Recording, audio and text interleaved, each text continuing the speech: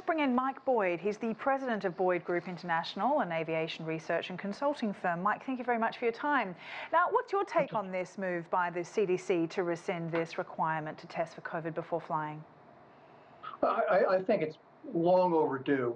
And saying they're going to look at it in 60, 90, 80 days, whatever, they will. But I think it's a permanent thing.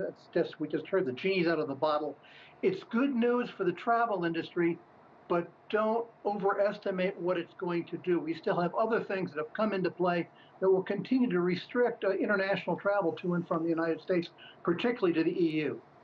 Now, you mentioned that, that this is long overdue, and that's been a complaint from the aviation industry.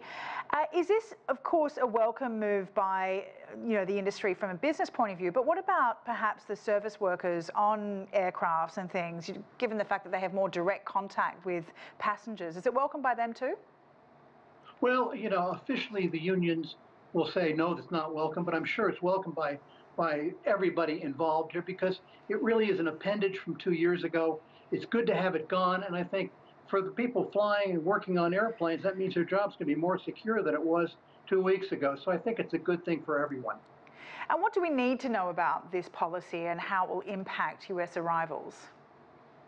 Well, I think some people are overestimating. I think, it's going to really increase traffic across the Atlantic. It's not.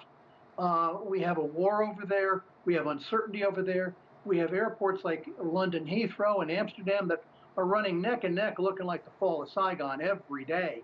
So in terms of people going over there and coming back, this is going to help, but it's not going to be something that's going to remove the other impediments to international travel.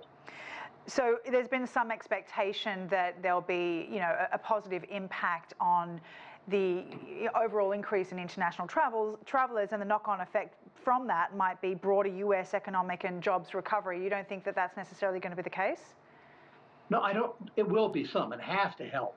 But overall, we believe a lot of this international traffic that major carriers are adding is not going to pan out, only because people just don't want to take their family to Europe right now because of the issues going on at airports. I mean, when Amsterdam says don't come, that's a good message to cancel the trip. You have other issues other than this one regulation that has been restricting travel. When those things get fixed, yeah, it's going to be a bonanza.